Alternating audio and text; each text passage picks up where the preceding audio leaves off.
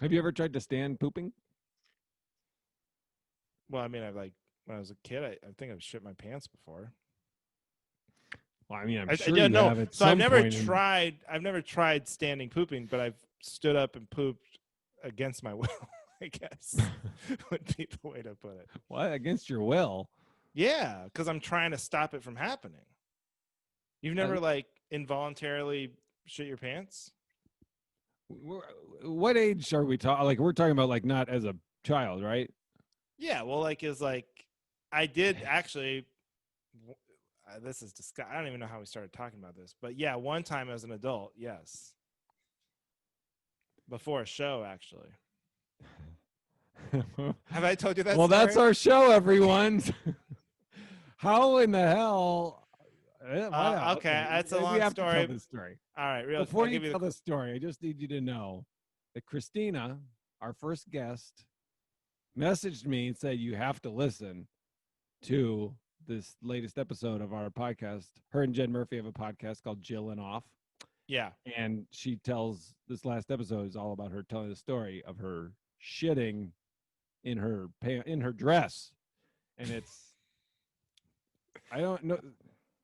This is a great. We should do a crossover episode. So you because telling this story is like, I just listened to this while I was mowing the lawn, but it was Christina. I'm on it's a in the shit your pants kick. zeitgeist. I know. You know. Well, All right, I'll so give you the let's hear quick version. So I was driving to I Tacoma. prefer the slow, detailed version, but go ahead.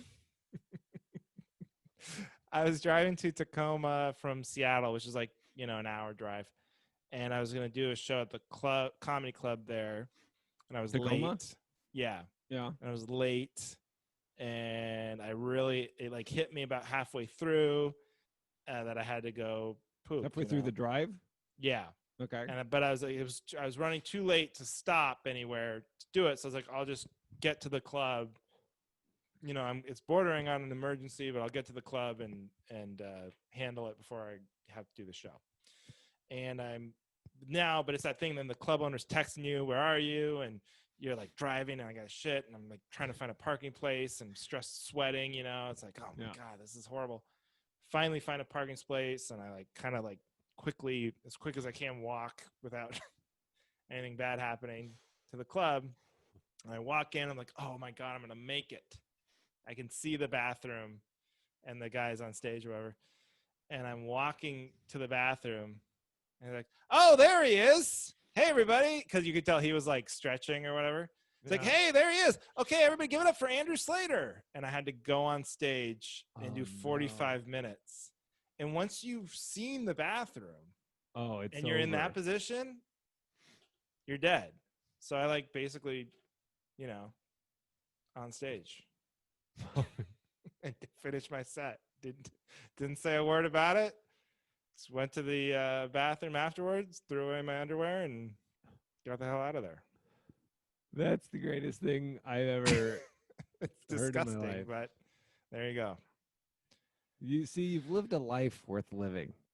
That's the see. I would do so much to never be in that moment again. What I should, if I could do but it all aren't over you again, glad? Do you regret it? Do you regret it? Yeah, God, no. Well, if of course, if I could do it all over, I regret telling this story actually. But if I could do it all over again, what I would have done is when the host saw me and just started bringing me up, I would have been like, "Hey, man, I don't know how else to say this. I gotta take a shit. Otherwise, I'm gonna shit my pants on stage." And I think everyone would have laughed, and they were like, "Oh, he's probably joking or something."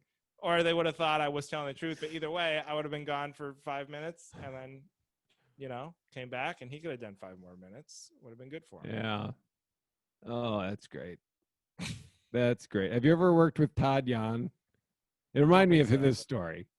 So I'll just tell you the quick story. Yeah. So I heard a story about him before I ever worked with him. And so when I did work with him, I said, I heard this story. And he lit up and told me a bunch of more stories about shitting on stage. And, but he would do this thing where he's like, if he had a fart when he's on stage, he'd say, here's something you'll never see another entertainer do. And then he would stick his mic by his ass and fart. Oh my God. And so one of the first times he did that, it got a huge laugh. you know, it was right at the end. You know, it was right at the end of his set. Got a huge Uh-huh. laugh, and he was like, "Well, I'll just end on that," and it was like uproarious.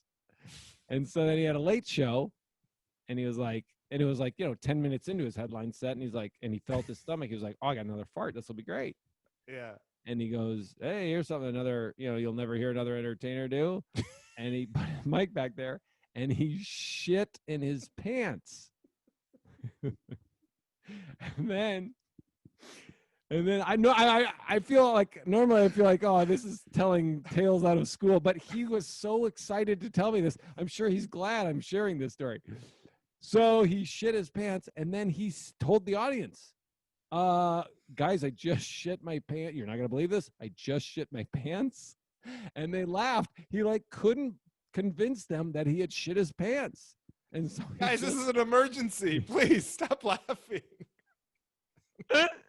And so he's just like, whatever. So he just did the show. He just kept going. And then after the show, he like darted to the bathroom, took off his underpants, and he's in a stall, taking off his underpants, and he hears the crowd coming, and people go in there, and he could hear people be like, "Hey, do you think he really shit his pants?" And meanwhile, he's in the stall next to them, holding his shitty underpants in his hand. The greatest. The greatest. First of all, I don't know if it's because I'm in a heightened awareness about like microphone cleanliness due to the pandemic. I don't think it's great to just be even just farting into a microphone. Like that's how you get pink eye. And other performers have to use that microphone. So I'm against that. Secondly, I love having a closer that you can't really control when it comes.